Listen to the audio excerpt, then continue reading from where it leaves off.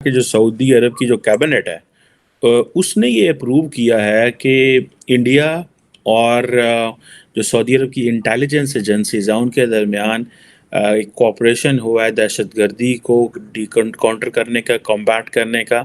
India रुपी को एक global currency बनाने में लगा हुआ है आज की डेट में। ऐसे लग रहा है कि प्राइम मिनिस्टर मोदी जो है वो step by step Muslim world के करीब हो रहा है। एक तो वो सारी बात है फाइनेंशियली उनके इंटरेस्ट को देख रहे हैं। आपके पास एस्टेब्लिशमेंट भी नहीं है, फौज भी नहीं है, अदालतें भी नहीं है, किधर जाएंगे आप? जम्मू कश्मीर की बात करें तो उसके मुकाबले में हमारे कश्मीर, आजाद कश्मीर में 2% भी डेवलपमेंट नहीं है। ये हो गया क्या? अभी झंडा इंडिया के झंडे लगा कर बोल रहे हैं हमें इंडिया के साथ जुड़ना है, क्योंकि उन्हें उन जिहादियों के साथ रहने की अब उनकी इच्छा ही नहीं है। आप देखेंगे आगे आगे जाकर नेपाल, बांग्लादेश के लोग भी बोलेंगे कि हमें इंडिया के साथ मिलना है। इंडिया में पैदा होने वाला बच्चा हम देखते हैं, वर्ल्ड बैंक जो पाकिस्तान को अक्सर खैरात देता है उसका सीईओ बनता है। हमारे अगर वज़ीर आज़म की बात करें वो भी भिखारी है, यहाँ पे पैदा होने वाला बच्चा भी भिखारी है। Indian army is getting a satellite worth 3000 crore, 3000 crore रुपए की भारतीय सेना को खुद की सैटेलाइट मिल रही है। नेवी एयरफोर्स के पास ऑलरेडी है अपनी, इंडियन आर्मी की डिमांड थी ये तो उनको एक सैटेलाइट मिल रही है, हाईली एडवांस सैटेलाइट। सॉल्यूशन एक ही है, अपनी इकोनॉमी को इतना स्ट्रांग कर दो, इकोनॉमी को भी और मिलिट्री को भी, कि कोई हमारी तरफ देखने की भी जरूरत ना करे। सारा दिन सोचता रहता हूं कि हम हैं कौन, हम क्या, हम ना अच्छे पाकिस्तानी हैं, ना अच्छे मुसलमान हैं, ना अच्छे बहन भाई हैं, ना अच्छे माँ बाप हैं। इतना चैलेंजिंग एनवायरनमेंट हो जाएगा कि एक तरफ I2U2 है, इजराइल, इंडिया, यूएई बैठे हुए हैं।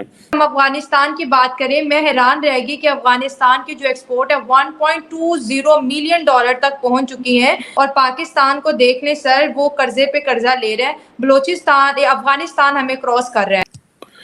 जी हेलो दोस्तों, मैं हूं कमर चीमा और दोस्तों जिस तरह कि आप देख रहे हैं मेरे साथ मौजूद हैं बैरिस्टर हामिद बशानी साहब। बैरिस्टर साहब, सबसे पहले तो आपके वक्त का बहुत शुक्रिया सर। आपका शुक्रिया जनाब, थैंक यू।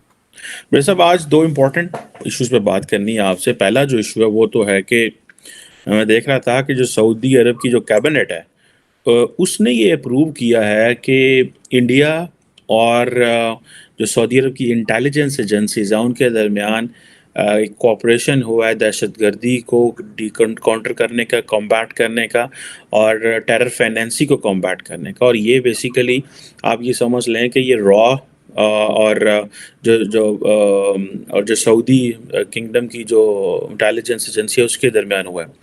वैसे अब हमने इससे पहले भी थोड़ा सा बात की थी कि ऐसे लग रहा है कि प्राइम मिनिस्टर मोदी जो है वो step by step Muslim world के करीब हो रहा है। एक तो वो सारी बात है फाइनेंशियली उनके इंटरेस्ट को देख रहे हैं, कारोबार, बिजनेस और चीज़ें, तेल और इस तरह की चीज़ें।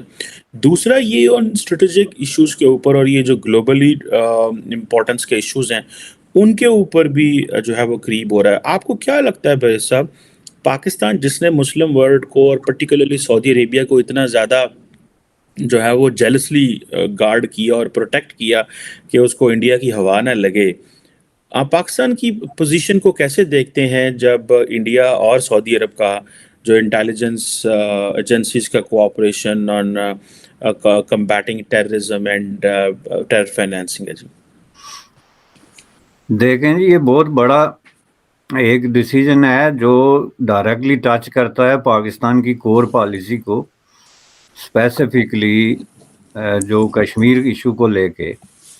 तो इंडिया और पाकिस्तान के दरमियान जो एक्सचेंज भी हो रहा है गुज़श्ता 20-30 सालों से बिलखुसूस, इसका ताल्लुक बिलाखिर जाके तो जुड़ता तो बहरहाल जो है वो दहशतगर्दी के साथ ही है।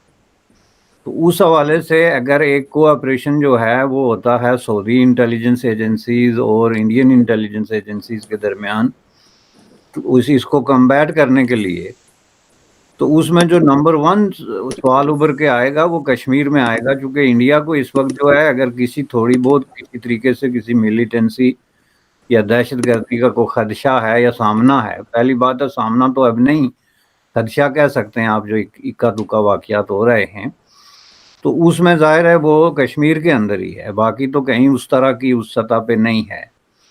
तो ये जो उस एक बहुत बड़ा आप यूँ समझ लें कि छलांग है जो सऊदी अरब का इंडिया के साथ एक तरह का एक सिक्योरिटी अरेंजमेंट के हवाले से, जिसको आप सलामती के मामलात कहते हैं, क्योंकि इसमें जाके तो पाकिस्तान के अंदर अगर कोई थोड़ा बहुत भी कोई उनका कोई ऐसी चीज रह गई थी जिसकी वजह से वो सऊदी अरब के साथ जुड़ते थे, तो वो भी खत्म हो गई, चूंकि उन्होंने एक तरह का अपने आप को डिक्लेयर कर दिया। चूंकि डिक्लेयर करने का मतलब ये है कि जब आप इंटेलिजेंस की सतह पे आप इंफॉर्मेशन एक्सचेंज करते हैं या आप कलेक्टिव उसको कम्बैट कलेक्टिवली करने का ऐलान करते हैं, तो इसका मतलब ये है कि एक ख़ास एजेंडे पे आपका एक ख़ास मौक़िफ़ है। और ज़ाहिर है कि आप दोनों देखते हैं कि इंडिया को अगर दहशतगर्दी का सामना है या सऊदी अरबिया को दहशतगर्दी का सामना है, तो दोनों एजेंसीज जो है उसका साथ देंगे। इंडिया की भी बात की तो एक सवाल ये पैदा होता है कि इंडिया में पैदा होने वाला बच्चा, हम देखते हैं वर्ल्ड बैंक जो पाकिस्तान को अक्सर खैरात देता है उसका CEO बनता है। हमारे अगर वज़ीर आज़म की बात करें वो भी भिखारी है, यहाँ पे पैदा होने वाला बच्चा भी भिखारी है।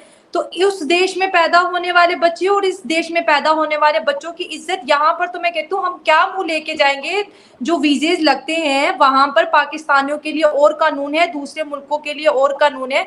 हमारे लिए इस मुल्क में पैदा होना क्या हमारे लिए कोई मुश्किल की बात है? क्या फ्यूचर है हमारा? मुझे तो इस चीज की समझ नहीं आई। मैं सारी बता देता हूँ। उसमें ये जो आपने मुझे क्वेश्चन किया, ये मेरा बड़ा फेवरेट क्वेश्चन है। उसकी वजह ये है कि मैं भारत एक तो जाता भी बहुत हूँ, मैं तकरीबन हर दूसरे तीसरे साल जाता हूँ। मेरा बिजनेस पार्टनर है वो भी भारतीय, और मेरा बड़ी एसोसिएशन है भारत के साथ में, और 24 घंटे मेरा समझ लें कि मेरा इस पे नजर होती है कि भारत में क्या हो रहा है, हम कहाँ जा रहे हैं। और मैंने कई जगह प्रोग्रामों पे कहा है कि मैं हाथ जोड़ता हूं हर पाकिस्तानी बच्चे को, खुदारा भारतीय चैनलों पे भारत की खबरें सुना करो, शायद तुम्हारा जमीर जाग जाए कि वो किस तरह तरक्की कर रहे हैं।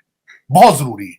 वो फिल्मां नाल नहीं, बॉलीवुड दियां नाल नहीं है तुम्हारी तरक्की होनी, वहां पे खबरें उनकी पढ़ो। मैं बताना चाहता हूं कि उसकी तरक्की का सीक्रेट क्या है। मैं आज ये हिस्ट्री थोड़ी सी बताना चाहूंगा। कई लोग जज्बाती होकर इस चीज पे उसको नेगेटिव भी ले जाते हैं, मैं इसको नेगेटिव सेंस में नहीं कह रहा हूं। मैं जब पंजाब यूनिवर्सिटी में पढ़ता था, ये बात है 1984 की। 84 में 80s में आप कर लें, 1980 के लगभग पाकिस्तानी ₹1 के भारतीय ₹2 होते थे। इस पे नरसिम्हा राव, मनमोहन सिंह, मोरारजी देसाई और इस तरह के लोग आए जिन्होंने भारत को खोला, उनकी ट्रेड को खोला। सबसे बड़ा सीक्रेट भारत की तरक्की का उनकी एजुकेशनल इंस्टीट्यूशन से, उनका क्वालिटी ऑफ एजुकेशन जी सबसे बड़ा सीक्रेट है। आज भी जो इंस्टीट्यूट ऑफ टेक्नोलॉजी है, institute of technology in Bharat के अंदर जो है, इंडियन इंस्टीट्यूट ऑफ, उसकी टक्कर कहते हैं यहाँ पे MIT, Massachusetts institute of technology, यहां एडमिशन मिल जाता है, वहां एडमिशन नहीं मिलता।